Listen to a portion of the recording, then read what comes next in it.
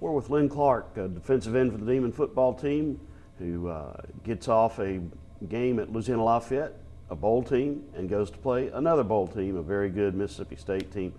Lyn, how do you guys, an FCS team, look at these games against FBS teams, and this game particularly against a Power 5 conference SEC team that was #1 in the country last year? We look at it as every week we're going to come out and compete to win a game. It don't matter if we playing Mississippi State or the Little Giants, we coming to win. That's our thing. Now you have some good perspective on this because you began your career at Louisville. And so you've played at a high level of football. You have certainly been impactful since you've come to Northwestern State. Talk about, from a player's perspective, between the sidelines, between the goal lines, what is the difference, or is there a big difference in that level of football and what the Demons play? It isn't a big difference.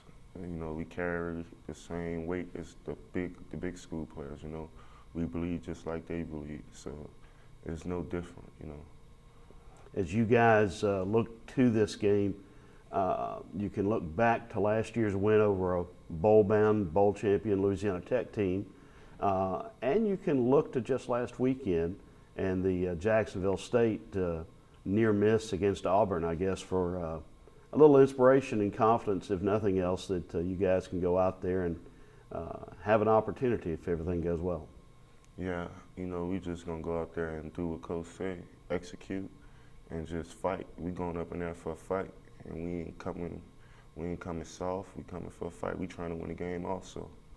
Okay, now you're playing a team that is certainly led unquestionably by one of the great players in college football, Dak Prescott, who comes from this part of the world up in Houghton, who in fact played high school football with one of our quarterbacks, J.D. Allman.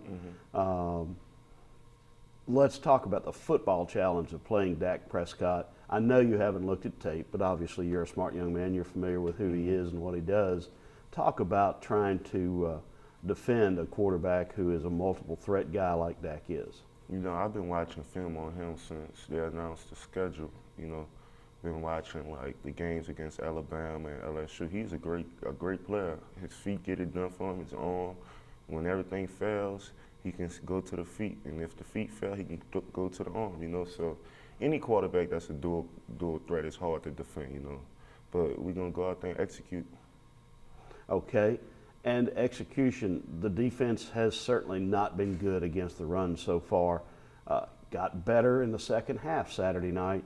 How does that improvement in the second half help you guys feel about going into this challenge? You know, the rushing yards against us hasn't been a reflection of how good we are, you know. And it's a pride thing. If a team know they can come run the ball on you, they're going to come and do it. So we just got to man up and stop the run. That's all. Okay, when you go into Starkville to play a college football game, there's one thing that has nothing to do with the game on the field, but it's an ever-present factor, and that's the cowbells. What about cowbells? It's crazy because in high school, my mom had a cowbell, you know, for me.